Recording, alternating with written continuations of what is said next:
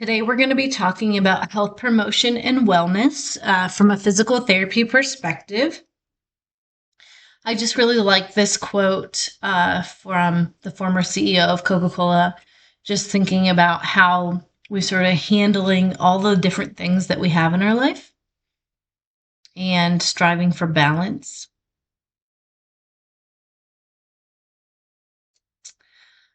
I'd like to really start this presentation by introducing you to two different people. The first one here is a man named George Etzweiler. He was a retired engineering professor from Penn State University, and he was also retired from the U.S. Navy. He was featured in magazines like GQ Magazine and Runner's World and other publications because of becoming a runner at an older age. When he was featured in GQ in September of 2015, he was running, he was logging 5-mile uphill mountain runs 3 times per week. The really interesting thing about Mr. Etzweiler is that he didn't start running until the age of 49, but once he started, he didn't stop. He underwent knee surgery early in his running career, kept running. He kept impressive logs of his workouts and even more impressive list of races that he participated in, including the New York Marathon. He started running the Mount Washington Road Race in New Hampshire in 1989, cutting time each year until just a few years ago. It's a 7.6-mile course that covers an elevation change of of a little over 4,700 feet. That's kind of like 2 Crescent Mountains. In 2018, he was quoted saying, when I'm 100 in 2020, when I cross the finish line, I'm going to drop dead. I told the race director to remember to order a hearse that year. He, in fact, did not drop dead at age 100. He kept running. In October 2022, at the age of 102, he started running the Tussey Mountain Back 50-mile relay with a group of 8 men all over the age of 65. He had open heart surgery in 2020, broke a shoulder in 2018. He even raced those years. His training regimen included running 3 days a week and strength training 2 days a week. In October of 2023 and 2024, at ages 103 and 104 years old, he rappelled down the side of Penn State's Beaver Stadium.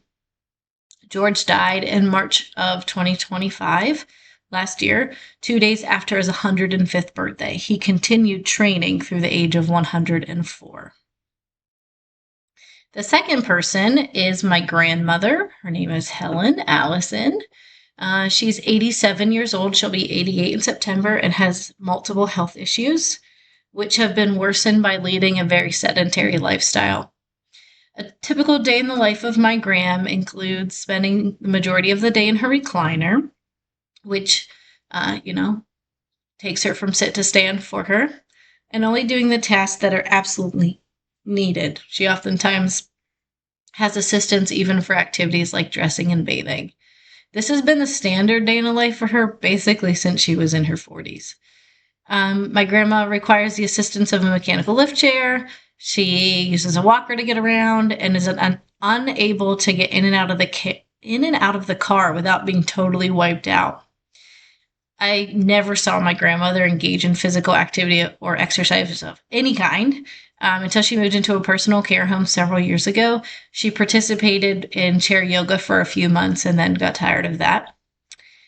She currently relies on insulin in really heavy doses to barely manage her blood sugar. Her kidneys are starting to fail, and she seems to always have aches and pains. And so I want you to ask yourself, how do you see yourself aging? Like George or like Helen? And the reason why I want you to think about this is because the behaviors and attitudes that you set now are going to stay with you likely for the rest of your life. It's never too late to start running. George didn't start till he was, or not running, start moving. He didn't start running until he was 49 years old. So even if you haven't necessarily made great lifestyle changes to this point in your life, it's never too late to make those changes. This is really important because when we start talking about things like non-communicable diseases, our lifestyle matters. Non-communicable diseases are the most common, most costly, and most preventable health problems that we face. Things like heart disease, strokes, cancer, type 2 diabetes, and arthritis. Some different statistics over the next two slides kind of highlight the problem with these diseases. In 2024, 75% of all US adults had one chronic health condition, with over 50% of those people having more than two.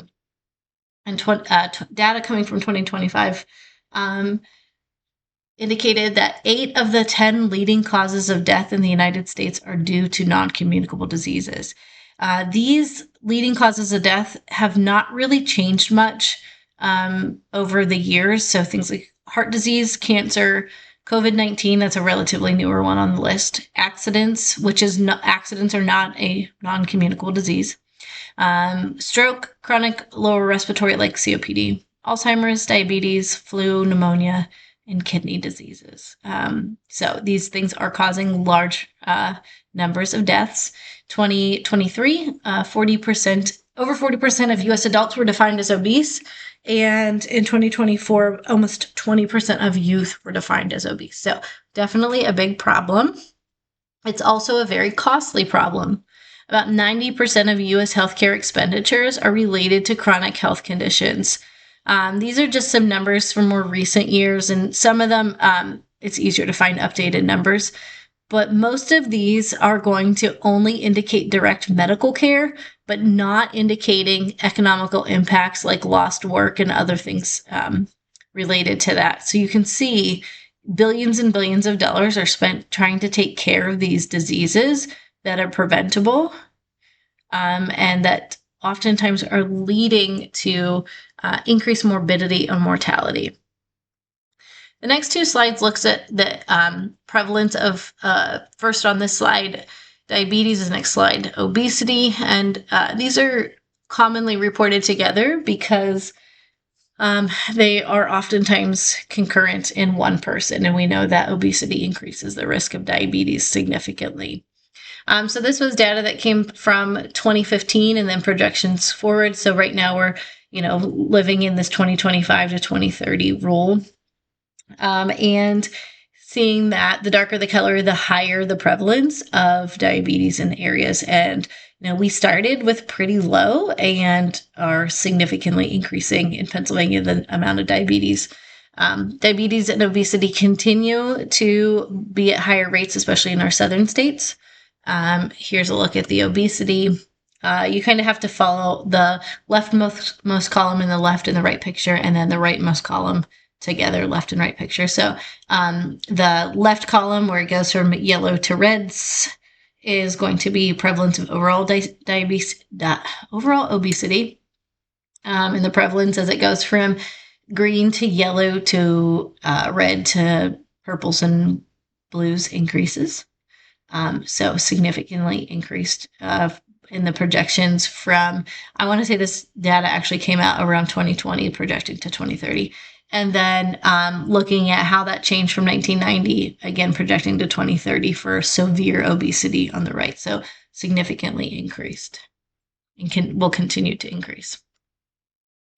And just some statistics, very few Americans are meeting the physical activity guidelines, with only about 23% of adults meeting both aerobic and muscle training guidelines in the US as a whole.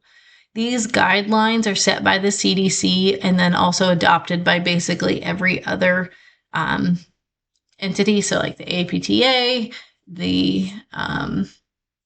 all of them, AMA, everything basically goes after these recommendations. And it is that adults and older adults and really pretty everybody that we're reaching for 2.5 hours of moderate or one and a quarter hours of vigorous intensity exercise per week for your aerobic capacity exercise. So 150 minutes of moderate exercise a week. And then for muscle training, at least 2 days a week for all muscle groups at mod to intense to vigorous intensity levels. We usually recommend a 48-hour rest between groups of muscles. And then flexibility and balance exercises daily. And so you can think about yourself. Are you meeting these guidelines, or are you part of the larger percentage of Americans that are not? In looking at inactivity levels, typically correlating with the increased incidence of diabetes and obesity, our southern states have higher ratings of inactivity, with states like Colorado being the lowest. It's important to put definitions on health and wellness. So health is a state of complete physical, mental, and social well-being, and not merely the absence of the disease. And this comes from the World Health Organization. Whereas things like wellness are going to be much broader. So the sense that one is living in a manner that permits the experience of a consistent, balanced growth in physical, spiritual, emotional, intellectual, social, and physiological dimensions. One of the things that I like to think about in terms of wellness is becoming aware of and making choices towards a more successful existence. Wellness is just not saying, oh, I don't have a disease process, but that I'm really in balance with all of the different parts of my life. And so this encompasses things like how I feel about my health, what do I know about health, and what are my behaviors that that are creating either positive or negative outcomes for my health. Wellness takes a biopsychosocial approach where we look at the biology, so the anatomy, the physiology, the mental health, but also all the other components that make somebody a human being into consideration. As part of this lecture, you're going to be completing a questionnaire for the 7 dimensions of wellness and thinking about how well you personally are doing on all these different areas, and is there a balance? By addressing this and really thinking about it, it can allow you to pinpoint areas of your life that maybe you would like to have better balance. And the reason why I say it that way is because, for example, this is one that usually I bring up with students, environmental. So the ability to understand responsibility for the quality of air, water, and land around us. If that's not something that bothers you or that you're thinking of regularly, that might not actually be out of balance for you, even if it's not a big part of your life. For me, I tend to go into environmental questioning rabbit holes regularly, thinking about the products that I'm using, the amount of plastic that I have in my home and how it produces microplastics, which then gets in the water system and pollutes it. Like that becomes it can take over my thoughts. And so for me, having a good balance there is important. But if it's not something that hasn't been part of your life, it may not feel as important. So even if it's not a big part of your life, it may not actually make you out of balance. So you're going to complete that questionnaire after you get through this lecture, or you can pause and do it now and do that part of the assignment. But wellness is multidimensional. And we know that health and wellness impact one another, but we can find examples all the time of how you can be healthy and not well. Meaning, maybe I don't really have any disease processes going on, but I still feel pretty crummy. Or I could be really unhealthy, but be well. And I love this picture here on the bottom right. And I just, I don't know what the picture is happening in the picture, but in my mind, we could be looking at somebody who has a terminal cancer diagnosis, but is still finding joy in life and meeting with family and friends, and can feel really well from like a wellness in, health perspective, but maybe still have a disease present. There are many different factors that impact health. These are oftentimes linked to things like the social determinants of health. So education, the economy, environment, those things can all be linked to that. And then we also have things like genetics that come into play. We know that individuals with increased education typically have an increased income and an increase in health status. When the economy is bad, we know that people tend to lose their jobs, which causes them to lose health insurance and access to healthcare. They are oftentimes seeking less selective procedures, or elective procedures, like maybe they put off getting a knee replaced, even though it's causing a lot of quality of life issues because they don't have insurance. From an environmental perspective, if the environment is not safe, people aren't going to go out to walk. If the air quality is not safe, they're not going to be outside moving their bodies. Weather can impact physical activity. It may increase risk of injury, such as if you live in Crescent in the wintertime and you're an older adult, you might not be safe leaving your home when there's icy conditions in order to get exercise, and so you might decide not to move your body. The environment, safety, and all of that also impacts the ability to get to good quality food sources. If you live in Crescent, there's one small grocery store and a Dollar General that you might be able to get basic staples, but can you always get really healthy foods versus there's several fast food and pizza shops that it might make it just easier to get that, and it's not necessarily healthiest. Health behaviors, we oftentimes think of things like smoking, drinking alcohol, diet, physical activity, any type of risky behavior that you put yourself in. Genes were predisposed to certain genetic conditions, but again, just because you have a genetic predisposition doesn't mean that that disposition has to be turned on. And access to quality health care is a really big thing. And the access to quality healthcare kind of goes hand in hand with some of these other factors. So, for example, again, that older adult that lives in Crescent, yes, we do have some healthcare services here, but if you don't have a means to get to Johnstown or Altoona, you're probably not getting specialty services.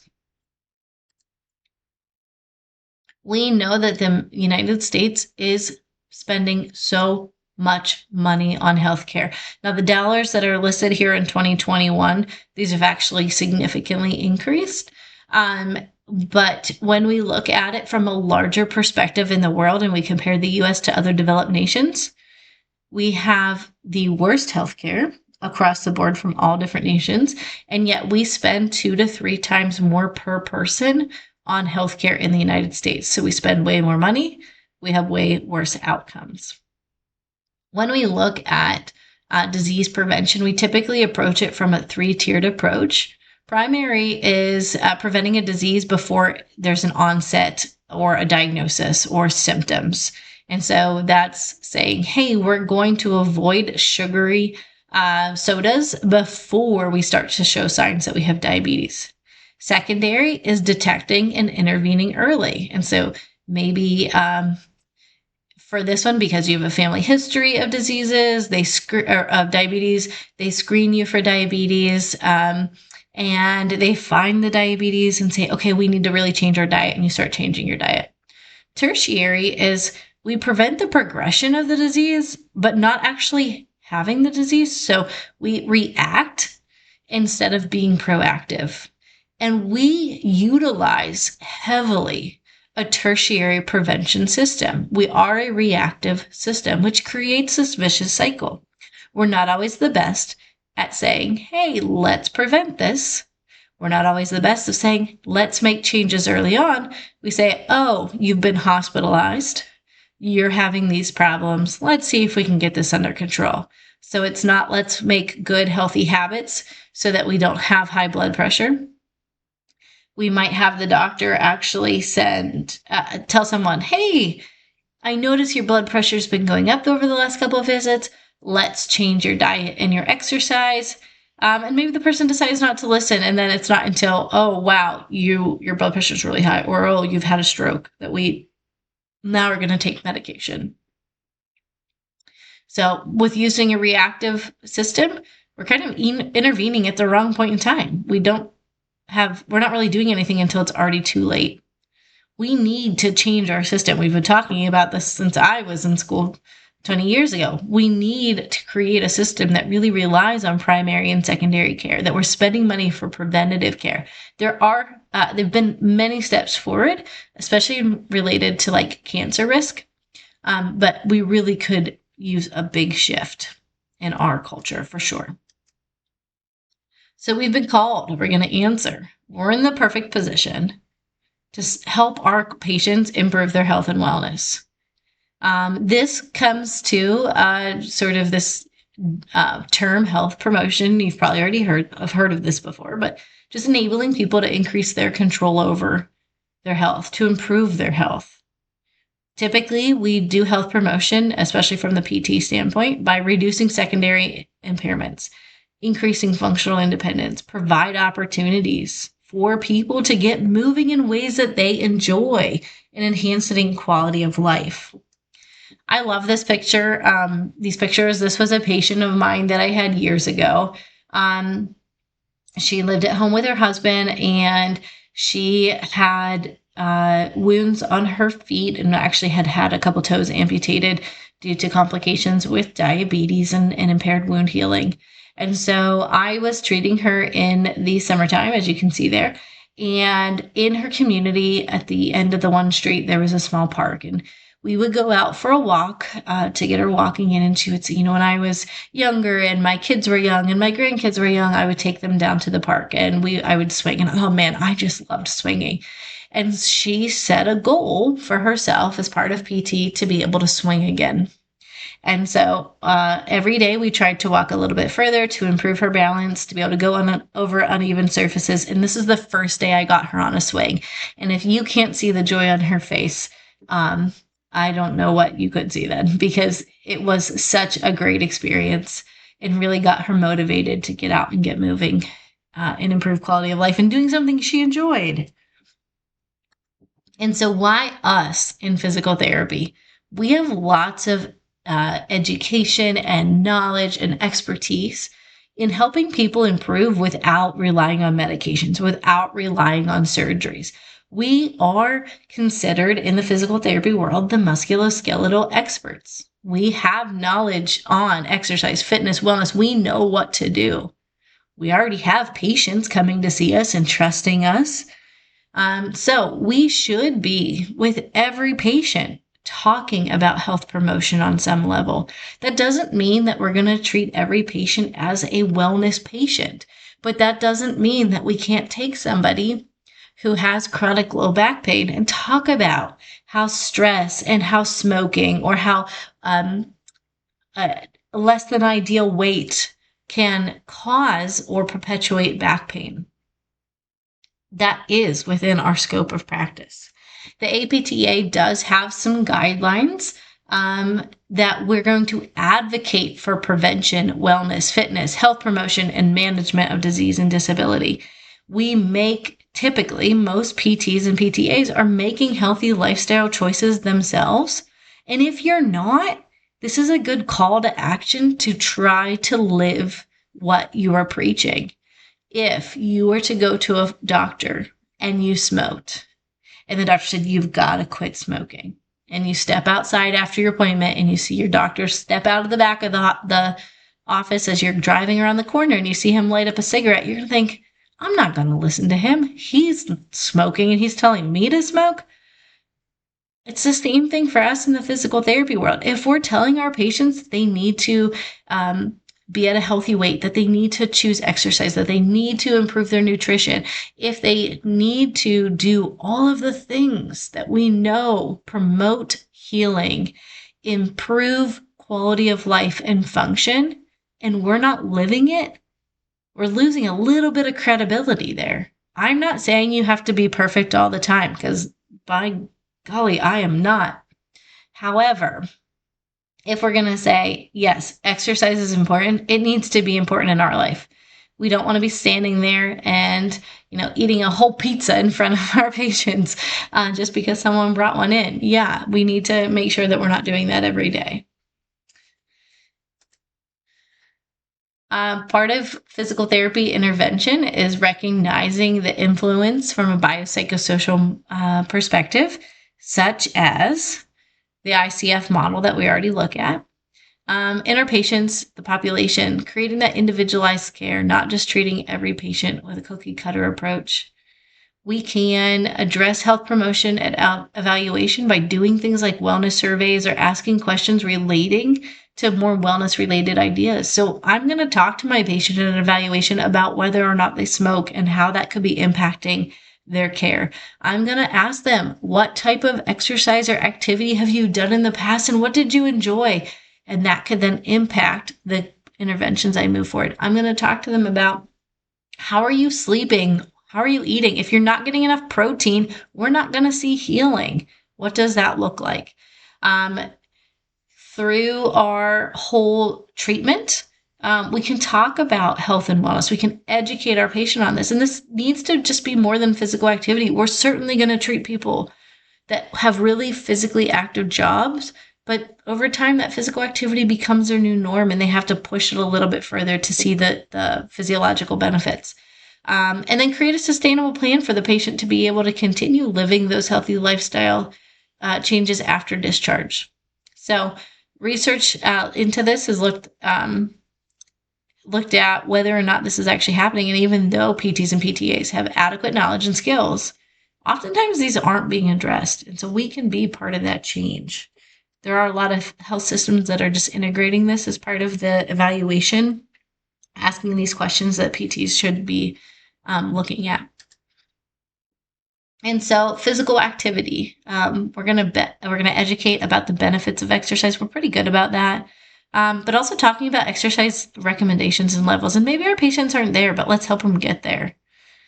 Discuss any perceived barriers. And so this is a really big one. I'll have my patient, just like I've had you guys do, I have them pull out their phone and tell me how much screen time they've had when they say that they don't have time to exercise. No, you definitely do have time to exercise. I want to help build confidence. A lot of times people don't feel confident exercising because they don't know how to use the equipment. They don't feel safe. They're not really sure what to do. So let's talk about it. How can we do this? Encourage good goal setting with monitoring, and it needs to be measurable and attainable goals. You can't just say, oh, I'm going to run a marathon when you've never run a 5K. Discuss strategies to help avoid relapse and encourage social support whenever possible. So get family members involved. Find a way for them to continue that. I love this. You can feel sorry tomorrow, or sore tomorrow, or sorry. You choose. It's easy really to think when I'm young that I have plenty of time to deal with this, that, or something else later. But there are always going to be things to deal with later. Life will get busy. You'll have to make time for exercise and deliberately live an active lifestyle. I feel this so much in my body right now. When I was in college, I was running track, so it was just really easy to fit exercise into my day because it was just an expectation. And then I started practicing, and to be honest, when I first started practicing and I was working in a busy hospital environment, like I was moving a lot throughout the day, and I started letting my time at the gym lapse. And then one time I moved a patient sort of a weird way and my back kind of hurt. And I thought, oh my gosh, this is not the time to slow down. You've got to keep exercising. And then, you have children and you're running around after them, but you still have to make that choice to get up early before they get up in the morning or stay up late, or involve them in it in some way to make those changes if it's important to you. Different modifiable behaviors like tobacco use, physical inactivity, unhealthy diets, harmful use of alcohol, all of these things increase our risk of non-communicable diseases, with tobacco accounting for over 7.2 million deaths every year. And this includes exposure to secondhand smoke, even if you are not a smoker yourself, but you're around somebody. We know that this is going to continue to increase in the upcoming years. And even though we don't have as many people smoking tobacco because of the dangers that are associated with vaping, I still consider tobacco-related deaths I'm still projecting that it's going to increase. There's 4.1 million annual deaths that have been attributed to excessive salt or sodium intake. Think about that. 4.1 million people dying just because they're taking in too much salt in their diet. More than half of the 3.3 million annual deaths attributed to alcohol use are from non-communicable diseases, including cancer.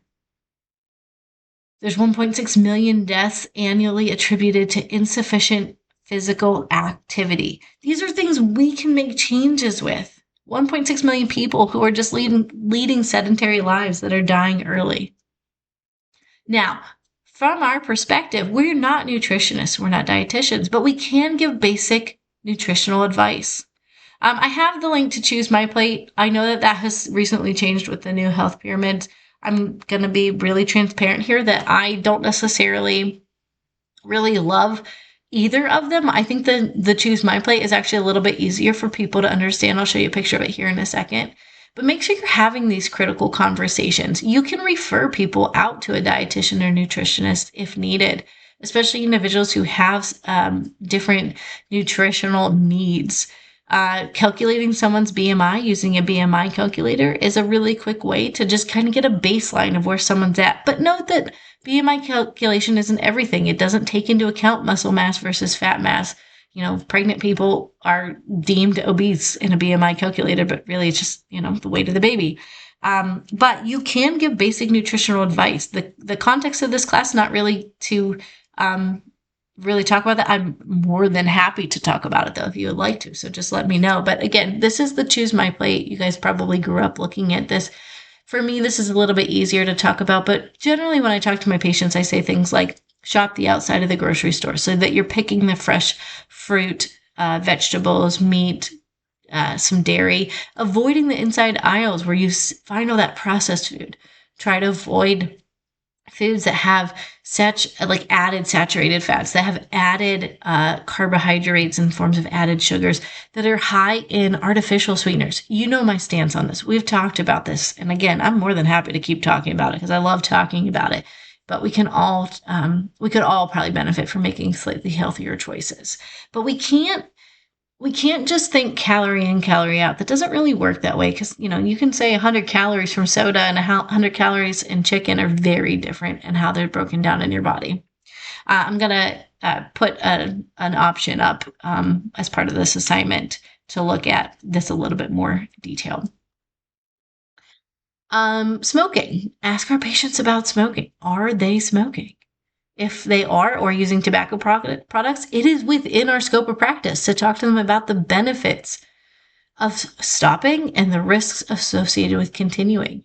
I do have the CDC website up here, these campaign stories. I highly recommend checking these out. They're really great stories that show a lot of the real risks related. We can talk about smoking and the harmful effects and how it negatively impacts healing time. That's related to that, the nicotine binding to the hemoglobin instead of oxygen. So we can't get the oxygen where it needs for healing. We can talk about that all day long. But stopping smoking, really important. Making sure anybody that is using oxygen, that they're not smoking near there. If you work in home health, I have to tell you, and this typically will be something that you're going to encounter all the time. I can't tell you how many patients, they've got oxygen going and they light up a cigarette or they light their gas stove while they're standing there with the oxygen in their nose. So just be very careful. It's highly flammable. Sleep. The recommendation is 7 to 8 hours of sleep per night. And really that should be uninterrupted sleep. With most Americans, there's a large portion of Americans saying they have a chronic sleep disorder where they're not getting enough sleep. We know that poor sleep quality is associated with increased rates of obesity, heart attack, stroke, diabetes, but that it also has negative impacts on our motor function, our executive functioning, on tissue healing. Sleep is important. It gives our body time to rest. If we're doing things like scrolling on our phone instead of sleeping, we're going to have negative health outcome. You're going to have increased stress response related to this. So some recommendations. Don't go to bed until you're sleeping so that you're not lying there and getting frustrated. Only use your room or your bed for sleeping. This is a little bit hard when you live in the dorms. But later on, just your bed is for sleeping. It's not for TV watching. It's not for other things. Get out of bed if you're not able to fall asleep within 15 minutes to go relax somewhere else. Avoid stimulating activities like looking at your phone or the TV. Getting out of the bed the same time each day. I had a professor who was a neuropsych professor, and she had recommended that you wake up the same time plus or minus 1 hour every day, even on the weekends. And even if you don't get great sleep or you didn't get to bed early, if you wake up at the same time, you actually over time have better outcomes. And so for some reason, it's stuck in my mind and I have stuck to it for most of my life. And I have to say that getting out of bed the same time every day, plus or minus 1 hour, really does make your days go easier. You wake up more refreshed, ready to go, even if you haven't got great sleep at nighttime. Try to avoid naps or caffeine after 3 p.m. Some people have to go a little bit earlier, no caffeine after 12. To try to get better sleep. And again, avoiding the phone before you fall asleep or that blue light. Stress is another area of our life that can really impact our health and wellness. We do need some stress. It gets us out of bed. It gets us moving in the day, but chronic stress has really detrimental effects on our body. So we're going to see increased cortisol release and adrenaline, and that can cause a lot of these problems that we see here. So every part of the body has negative impacts from chronic elevated stress. We do need to find ways to manage stress. Part of that is identifying what is the stressor. What can I do to relieve the stress? Can I relax, or is there some coping mechanism to get through it? We need to seek solutions to avoid, control, and manage stress. Improve our overall fitness and health can be helpful, and think about responding differently in the future to that stress. I want you to think right now, how do you de-stress? Is it a productive method for getting rid of stress? So if you're someone who's like grabbing for the chocolate or the donuts, like I sometimes want to, does that make me feel better? Probably not, actually. Versus if I take some really meaningful deep breaths, calm myself down, that usually is really helpful. Hopefully you're not getting on a motorcycle and just driving fast to relieve the stress. But finding ways to change your stress and your reaction. I like to think about it this way. Not all the time. I'm not always the best, but I try to bring myself back into focus by thinking about what is within my control. If it is in my control, can I change it? If it is not in my control, can I change my reaction to it? Health promotion from a disabilities perspective, sometimes this can be lacking. We oftentimes think about like a bigger picture, but we fail to meet the needs of specific populations. And so individuals with disabilities still need health promotion geared towards them. They still need to get out and get exercise and have safe ways to do that. We know that they have basically the same benefits from healthy lifestyle changes as anybody else does. But there's oftentimes limitations associated with cost or the lack of the ability to get equipment or to be compliant, resources, trained staff, transportation to and from. But I think it's really helpful if you're working in a community to know what is available for individuals in the community, to partner with other people. We have all this great knowledge about how we can make things more accessible. So if you're, part of the parent-teacher organization in the future and they're talking about putting in a new playground, all right, you'd be a great person to bring up how can it work for our students in the school that have a disability. Or if your church organization is thinking about redoing the playground, okay, or the parking lot, I was going to say. How can you make sure that it's accessible for individuals with diabetes or disabilities so that they can get to church to have their spiritual needs met? So there's going to be times that in your actual role as a PTA or PT, you're going to have patients that are going to ask you these things, but there's also going to be plenty of opportunities that just sort of come up to improve health for individuals with disabilities, not just physical health, but all different forms of health. And so for yourself, even if you are doing really good things, chances are you could still make some changes. And if you're thinking, I really should start to improve this, just start small. Just move a little more, sit a little bit less. Or if you do have to sit, change the way. So you're sitting on a ball or you're standing at one of the sit-to-stand desks. Find what works for you and what works for your patients. Many people create New Year's resolutions and they give them up by the end of January if they even make them that long. And so find what works for you. In general, things like just slowly decreasing portion size, avoiding sugary or high-fat foods, eat small but more meals. All of those things can be really helpful, with everything in moderation as being the key. I know for me, if I limit myself and say, you can never eat dessert, well, that's all I'm going to want. But if I say, okay, you can have something, but it needs to have these requirements, or you need to drink a glass of water with it so that I'm getting more water, then it makes it a little bit more attainable. And so really when you're working with patients and clients, getting down to sort of like the nuts and bolts of how they feel about things can be really helpful to find what works for them and how they can start small and build positive changes on one on top of the other to create a long-term change. Find an exercise routine that works for you and stick to it. You don't have to become a marathon runner. You don't have to like going to spin class. You don't have to like going to group classes. Whatever works for you, do it. I like to turn on music, clean my house, get a good workout in the meantime. You're more likely to participate in the exercise routine if you enjoy doing it. Deliberately be more active. For me, I park in the same spot every day so I don't lose my car, but I also make sure I park far away so that I get a little bit of a walk built into my day. If you're someone who's watching TV and you don't pay for the ad-free Netflix every time an ad comes on, get up and do some exercises or get up and go for a walk. When I stand pumping gas or if I'm standing in line, I'm usually doing things like mini squats or heel raises just to, get a little bit more exercise in. While you're waiting for your shower to warm up, do some stretches. I know a lot of times I do heel raises when I brush my teeth.